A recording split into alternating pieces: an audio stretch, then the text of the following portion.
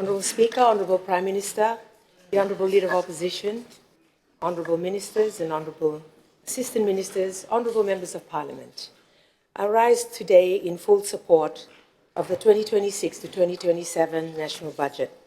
I congratulate the Minister of Finance as well as his team for delivering a budget that is responsible, practical and focused on ordinary Fijians. Honourable Speaker, this budget understands what families are going through.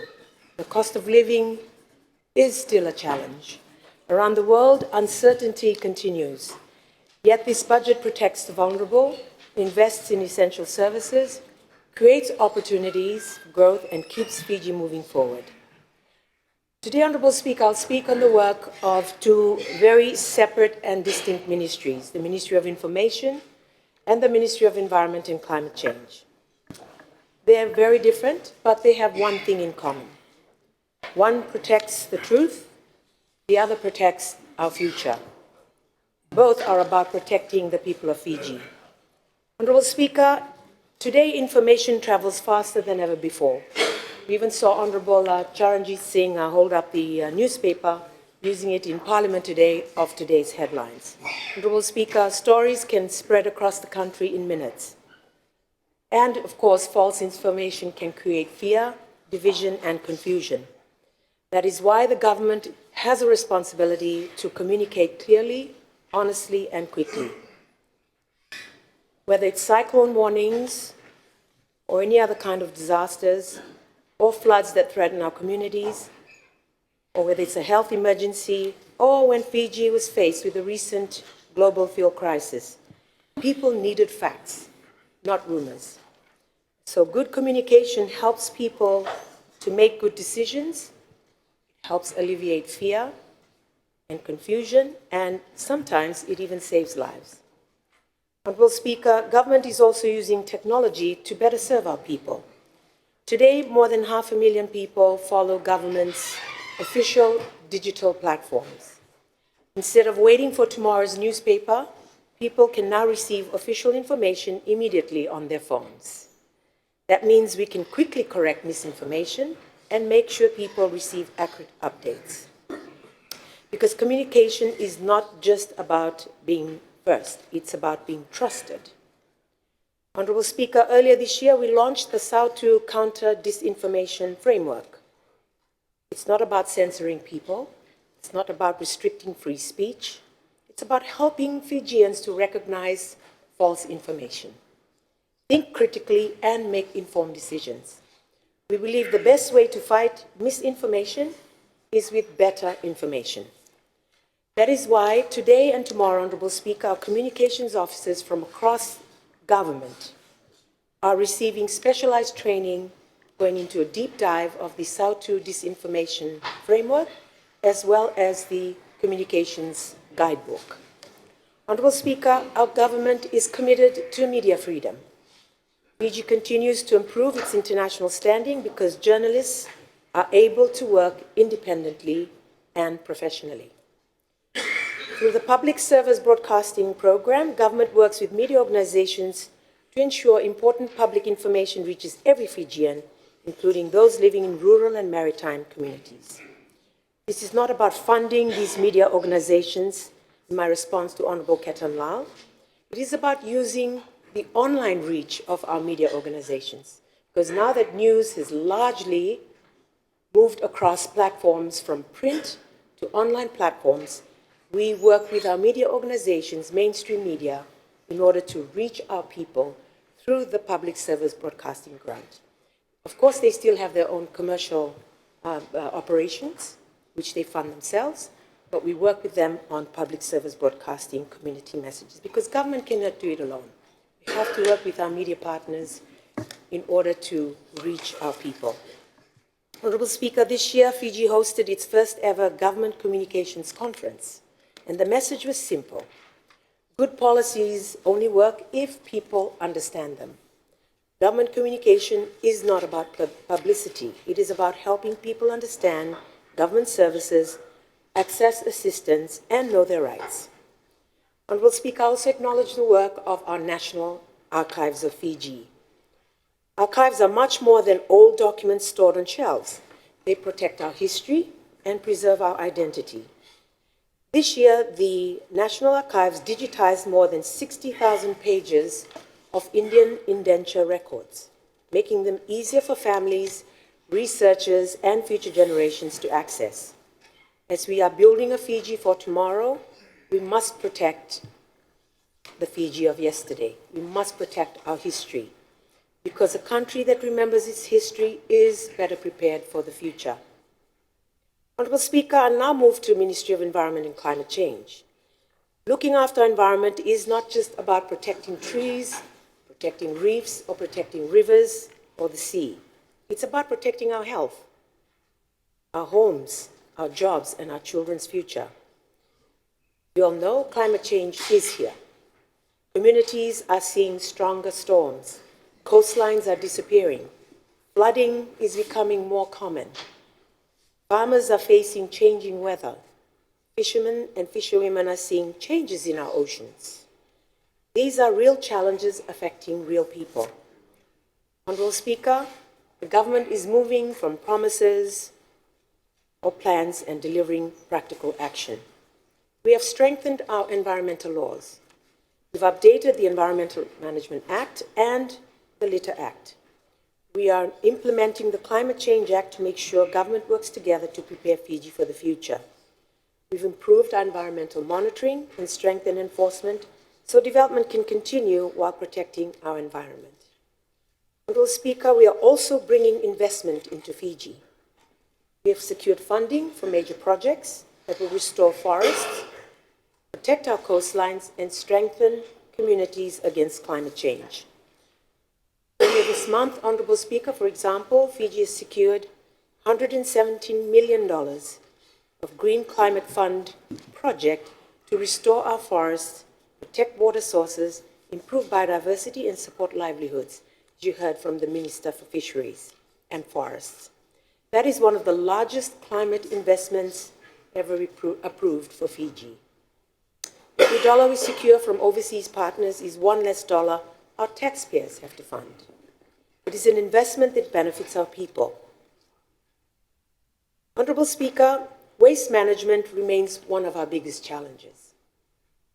We continue to hear from our people, we continue to hear from our tourists, we continue to hear from all communities. There is just too much rubbish out there, on the streets, along the pathways, along our highways, in the communities. The budget continues to invest in our Nambora landfill so municipalities can continue collecting and safely disposing of waste.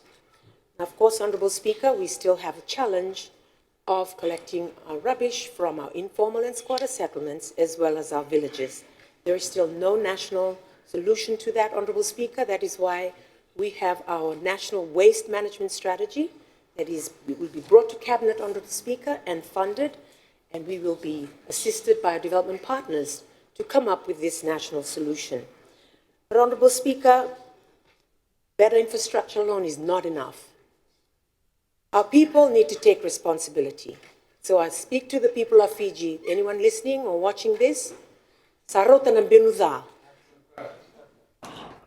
Please, no more littering. Keep asking for rubbish bins, but you are not disposing of your rubbish properly, Honourable Speaker. They complain about flooding in our towns and settlements and in the cities. That's because of throwing rubbish in the drains. We see our people in FRA and WEF clearing out the drains. It's just full of rubbish, Honourable Speaker. So please, stop throwing rubbish, stop littering. The government cannot pick up your rubbish for you, or all these communities that are doing good cleanup campaigns. You shouldn't even have to get there. Please dispose of your rubbish properly. Our fines for littering have increased, and for the first time, companies that illegally dump, even within their own yards, face penalties. If you want to make money by polluting Fiji, then expect to answer before the law. Honourable Speaker, government is also supporting practical programs that involve communities. Our trash boom projects are stopping rubbish before it reaches our rivers and oceans. And these trash booms are being installed in choke points, in places where there are many communities that live upstream in settlements. They're collecting so much rubbish every week, Honorable Speaker, every day. Again, they're throwing rubbish in the rivers, which end up in the sea. Of course, our community cleanups are bringing people together. I acknowledge the many Fijians who continue to come together to clean up because they care for a beautiful, clean Fiji. Indeed, cleanliness is next to godliness. I acknowledge the Nasinu Women's Forum, Nakasi Rugby and Netball Association, Elevu North Rugby and Netball Clubs, Vanokula Village in Naitasiri, Anasese residents, Suva South District Pathfinders of the Seventh-day Adventist Church, Vunda Youth Rugby Club, and so on and so forth, Honorable Speaker. I acknowledge and thank the Fiji Navy, who, to kickstart their 51st anniversary celebration this Thursday, will do so with a cleanup from Bowling Club to Maisuva Park. Honorable Speaker, our new school waste management project, partnering with our municipal councils, is teaching children how to separate rubbish properly. We've delivered separation bins to Suva Grammar School, Ratusukuna Memorial School, Lambasa College in the north, and Natambua High School in the west, with more to come with budget allocations.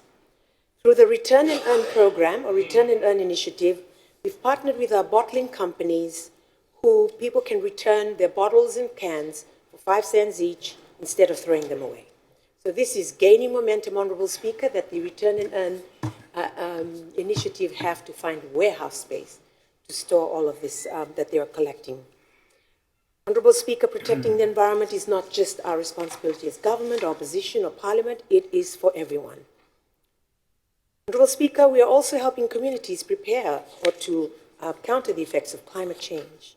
We continue to implement the Climate Change Act, supporting vulnerable communities, improving climate reporting, and helping families to relocate whose homes are no longer safe because of rising seas and other climate impacts. You know, relocation is the last resort in any climate effects. It really is, because it displaces people. But we have families or communities in Maduata, in Narata, and also Vuninyundrovu who've had to relocate, sir. And it's very sad for them to be able to live where they've lived for generations, to move somewhere else as they are displaced. So it is a very tough decision for a community to make, but we stand in support of them, Honorable Speaker. It is about protecting their lives, and it's about giving their families hope. Honorable Speaker, Fiji continues to be respected internationally for its climate leadership. As the chair of the Pacific Small Island Developing States, Fiji continues to speak up for the Pacific on climate finance, climate justice, and stronger global action. Later this year, Honorable Speaker, as you know, we all know, we will be hosting the pre-COP with Australia and Tuvalu and our Pacific neighbors. And we are also building partnerships in accessing new technology and making sure that our Pacific's voice is heard. And of course, as we prepare for COP31, grateful for the partnership, the Honourable Leader of Opposition as the Pacific Envoy on oceans. And we'll be working together, Honourable Speaker, on taking Fiji's voice bipartisan and ensuring that bipartisanship and ensuring the whole of Parliament is represented on that forum. Because it affects all of us, the effects of climate change. So this is important to have this partnership. Honourable Speaker, our forests, our rivers, our reefs and oceans, they're not just beautiful for the tourists, they also provide us food, they create jobs, they attract tourists, they support our farmers and our fisher people. So we need to protect nature, we need to protect our environment and the livelihoods of thousands of Fijians. Honourable Speaker, I wanted to just to state an old saying, the best time to fix a roof is before the rain comes. So, Honourable Speaker, this is true for the environment. It's cheaper now to prevent damage rather than repairing it later. Honourable Speaker, I wanted to respond or reiterate the words by Honourable Makalambure. Indeed, Honourable Speaker, we cannot control what continues to happen around us or globally, whether it's in the Middle East, whether it's in Russia and the Ukraine, other parts of the world, Honourable Speaker, that are facing wars or calamities. But Honourable Speaker, we cannot even control the terms of the deal regarding the Strait of Hormuz because it keeps changing. 1 week it's open, the next week it's closed, and so on. But we can't control either the increase in fuel prices and how it has led to an increase in the cost of living, to increase in prices of important goods, food and services. Honorable Speaker, but the war broke out around at the end of February 2026. The Strait of Hormuz was closed late March 2026, but the government did not wait. We did not wait. We acted. Government activated the Emergency Fuel Response Plan, convened the Fuel Advisory Committee, who worked with Cabinet to keep our people well informed. And then in April, we addressed the nation directly, helping our people by alleviating fear and uncertainty. Of course, our fuel relief package was effective from May 2026, with redeployment and cuts from ministries. And I hope our members in the opposition remember that. There were redeployment of funds where there are certain things in our ministries that we could not achieve in the financial year. There was a redeployment, and the assistance from the Australian government as well went in that, Honourable Ketan Lal. And this is to pay and fund for the bus fare increases. And also, in June, the government paid for the surcharge by EFL to buffer the electricity charges. So these ones didn't just go into the main budget, as has been alluded by Honourable Ketan Lal. It's actually used for our people in terms of the measures we needed to be able to deal with the global fuel crisis and what our people are facing. The Australians came later, where the government had already moved on it in a redeployment package. Honourable Speaker,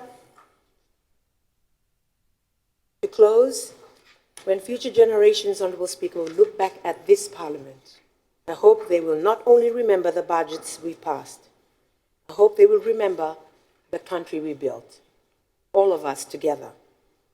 A Fiji where people have access to truthful information. Fiji with cleaner rivers and healthier forests. A Fiji that protects its oceans. Fiji that is prepared for climate change. A Fiji where every child has the opportunity to succeed. Honourable Speaker, this budget helps build that Fiji. I fully support this budget. Nakvalem.